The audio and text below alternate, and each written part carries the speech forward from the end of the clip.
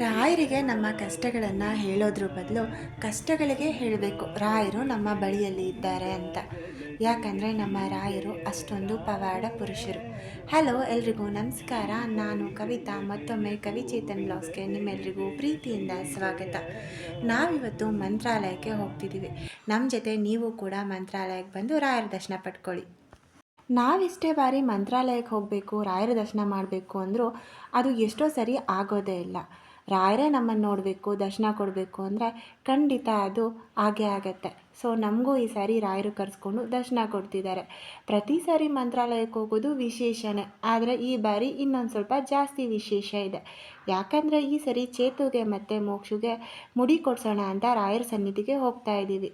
ಈ ವಿಡಿಯೋದಲ್ಲಿ ಮಂತ್ರಾಲಯದಲ್ಲಿ ಮುಡಿ ಕೊಡೋ ಇನ್ಫಾರ್ಮೇಷನ್ ಜೊತೆಗೆ ದೇವಸ್ಥಾನದ ಟೈಮಿಂಗ್ಸ್ ಮತ್ತು ಪ್ರಸಾದದ ಟೈಮಿಂಗ್ಸ್ ಎಲ್ಲಾದರೂ ಇನ್ಫಾರ್ಮೇಷನ್ನು ಕೊಡ್ತೀನಿ. ಮಂತ್ರಾಲಯದ ಮಠದ ಆವರಣದಲ್ಲಿ ಕಾಲಿಡೋದೇ ಒಂದು ಪೂರ್ವಜನ್ಮದ ಸುಕೃತ ಅನ್ನೋದು ನನ್ನ ಭಾವನೆ.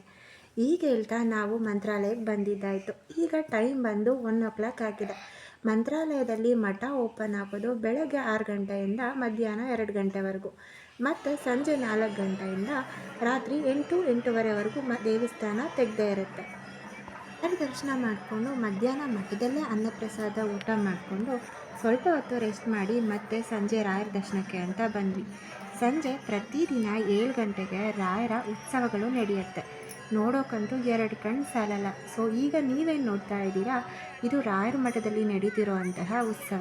ರಥೋತ್ಸವ, ಬೆಳ್ಳಿಯ ರಥೋತ್ಸವ, ಗಜಕ ರಥೋತ್ಸವ, ಈ ಥರ ಸುಮಾರು ರಥೋತ್ಸವಗಳ ಸೇವೆ ನಡೀತಾ ಇರುತ್ತೆ. ಸುಮಾರು 8-8:30ವರೆಗೂ ಈ ಸೇವೆಗಳು ನಡೀತಾನೆ ಇರುತ್ತೆ. ಪ್ರತಿದಿನ ಸಹ ಈ ರಥೋತ್ಸವಗಳು ಇದ್ದೇ ಇರುತ್ತೆ. ಉತ್ಸವ ಎಲ್ಲ ನೋಡಿಕೊಂಡು ರಾಯರ ದರ್ಶನ ಮಾಡಿಕೊಂಡು ಮತ್ತು ಸಂಜೆ ಮಠದಲ್ಲೇ ಅನ್ನಪ್ರಸಾದ ಕೂಡ ಮಾಡಿದ್ವಿ. ಬೆಳಗ್ಗೆ 11 ಗಂಟೆಯಿಂದ ಮಠದಲ್ಲಿ ಅನ್ನಪ್ರಸಾದ ಸ್ಟಾರ್ಟ್ ಆದರೆ ಮಧ್ಯಾಹ್ನ 2 ಗಂಟೆವರೆಗೂ ಇರುತ್ತೆ. ಇನ್ನು ಸಂಜೆ ಹೊತ್ತು 7 ಗಂಟೆಗೆ ಸ್ಟಾರ್ಟ್ ಆದರೆ 9 ಗಂಟೆವರೆಗೂ ದಾಸೋಹ ನಡೀತಾ ಇರುತ್ತೆ ಫ್ರೆಂಡ್ಸ್. ನಾವು ರಾತ್ರಿ ಸ್ಟೇ ಆಗೋಕ್ಕೆ ರೂಮ್ಗಳ ಬಗ್ಗೆ ಹೇಳಬೇಕು ಅಂತ ಅಂದರೆ, ಮಠದ ರೂಮ್ಗಳು ಡೈರೆಕ್ಟಾಗಿ ಬಂದರೆ ಸಿಗೋದು ಕಷ್ಟ.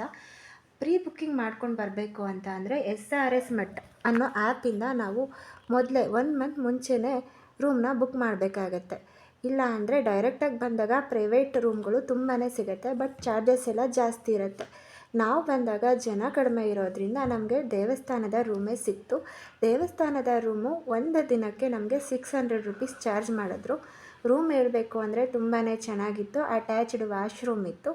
ಒಂದು ದಿನ ಸ್ಟೇ ಆಗೋಗೋದಕ್ಕೆ ನಾವು ಕೊಟ್ಟಿರೋ ಪ್ರೈಸ್ ವರ್ತ್ ಅಂತ ಅನಿಸುತ್ತೆ.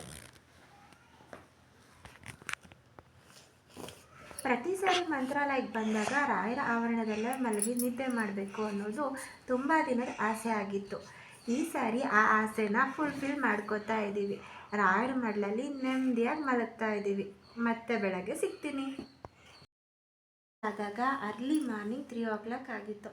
ನಾವು ಅಲ್ಲಿಂದ ಎದ್ದು ರೂಮ್ಗೆ ಹೋಗಿ ಫ್ರೆಶ್ ಅಪ್ ಆಗಿ ರೆಡಿಯಾಗಿ ಮತ್ತು ಮೋಕ್ಷುಗೆ ಚೇತುಗೆ ಮುಡಿ ಕೊಡೋಣ ಅಂತ ದೇವಸ್ಥಾನದ ಹತ್ರ ಬರ್ತಾ ಇದ್ದೀವಿ.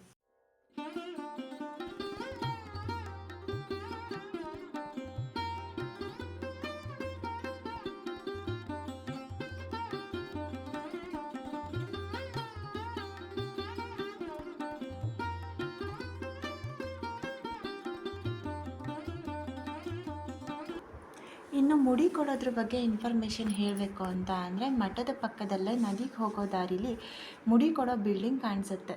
ಇಲ್ಲಿ ಪರ್ ಪರ್ಸನ್ಗೆ 35 ರೂಪೀಸ್ ಟಿಕೆಟ್ ಚಾರ್ಜ್ ಮಾಡ್ತಾರೆ.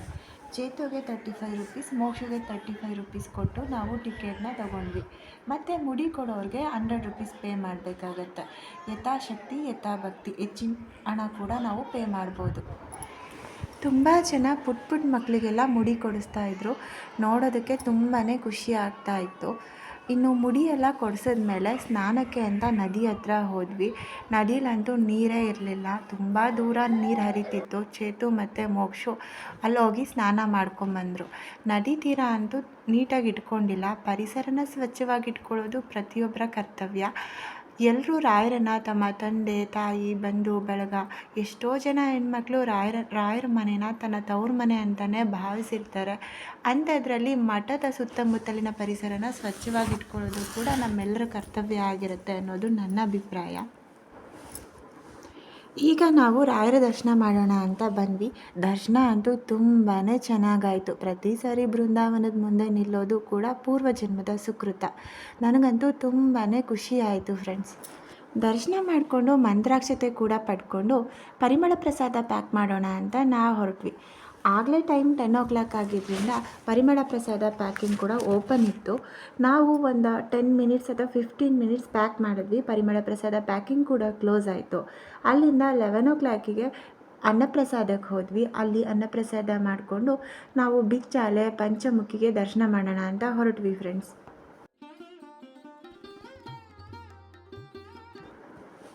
ಬಿಚ್ಚಾಲಿಯಲ್ಲಿ ಬಿಚ್ಚಾಲಮ್ಮನ ದೇವಸ್ಥಾನ ಕೂಡ ಹೊಸದಾಗಿ ಕಟ್ಟಿದ್ದಾರೆ. ತುಂಬಾ ಚೆನ್ನಾಗಿದೆ. ಲಾಸ್ಟ್ ಟೈಮ್ ಬಂದಾಗ ಕೂಡ ಈ ದೇವಸ್ಥಾನ ಆಲ್ರೆಡಿ ಓಪನ್ ಆಗಿತ್ತು.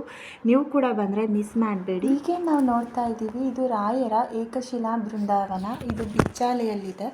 ಈ ಬೃಂದಾವನವನ್ನು ರಾಯರು ಮಂತ್ರಾಲಯದಲ್ಲಿ ಬೃಂದಾವನಸ್ಥರ ಆದ ನಂತರ ರಾಯರ ಅಪ್ಪಟ ಶಿಷ್ಯ ಅಪ್ಪಣ್ಣಾಚಾರ್ಯ ಅವರು ಇದನ್ನು ಬಿಚ್ಚಾಲೆಯಲ್ಲಿ ನೋಡ್ತಾ ಇದ್ದೀವಿ. ಈ ಕಲ್ಲನ್ನು ರಾಯರಿಗೆ ಕಡಲೆಬೇಳೆ ಚಟ್ನಿನ ಮಾಡೋದಕ್ಕೋಸ್ಕರ ಬಳಸ್ತಿದ್ದಂತಹ ರುಬ್ಬು ಕಲ್ಲಂತೆ ಫ್ರೆಂಡ್ಸ್. ಈಗ ಕೂಡ ಅದನ್ನಲ್ಲೇ ಇಟ್ಟಿದ್ದಾರೆ. ನಾವು ಅನ್ನಪ್ರಸಾದ ನಡೀತಾ ಇತ್ತು. ಪ್ರತಿದಿನ ಇಲ್ಲಿ ಅನ್ನಪ್ರಸಾದದ ವ್ಯವಸ್ಥೆ ಇರುತ್ತೆ ಅಂತ ನಾವು ಹೋಗಿ ಟೈಮಿಗೆ ಕೂಡ ಅನ್ನಪ್ರಸಾದ ನಡೀತಾ ಇತ್ತು. ನಾವು ಅಲ್ಲಿ ಮಧ್ಯಾಹ್ನದ ಊಟ ಮಾಡ್ಕೊಂಡ್ವಿ. ಅಲ್ಲಿಂದ ಮತ್ತೆ ಮಂತ್ರಾಲಯಕ್ಕೆ ರಿಟರ್ನ್ ಬಂದ್ವಿ.